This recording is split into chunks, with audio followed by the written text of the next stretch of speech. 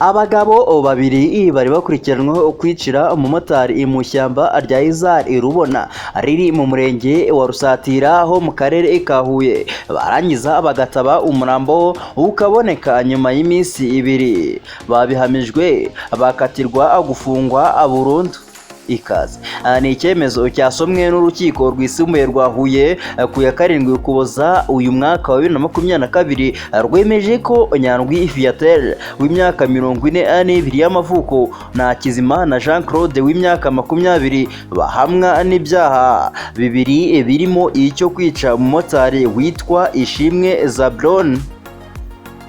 Ikindi cyaha cyahamijwe aba bagabo ni icy'ubujura bukoresheje intwaro, kuko nyuma yo kwivugana nyakwigendera bahise batwara moto ye vuba na bwangu. Mu buranisha ry'aba bagabo bemeraga ibyaha ndetse bakabisabira imbabazi, mu gihe ubushinjacyaha bwagaragaje ko babikoranye ubugome bw'indengakamere ndetse ko byagize ingaruka ku muryango n'imiryango yabo. Urukiko rwisumbuye rwa Huye rwemeje ko aba bagabo bahamwa n'ibi byaha byombi ndetse rwubahiriza icyifuzo cy'ubushinjacyaha rubakatira gufungwa burundu kuri buri umwe.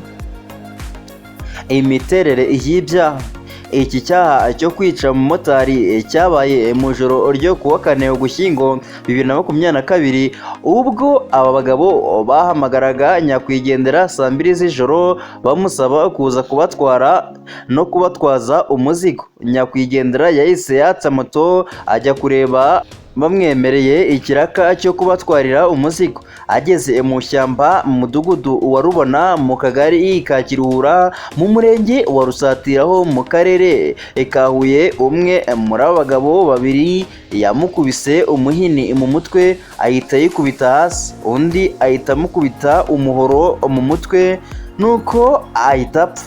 Nyakwigendera amaze gushiramo umwuka, aba bari bamaze kumwivugana bahise bataba umurambo we muri iryo shyamba rya Izari Rubona bamwiciyemo. Uza kuboneka kuwa 6 Ugushyingo 2022, ubwo bafatwaga umwe muri aba bagabo yemeye icyaha ndetse anasobanurira inzego z'ubugenzacyaha n'ubushinjacyaha ko bishe uriya mumotari kugira ngo batware moto ye bajye kuyikoresha.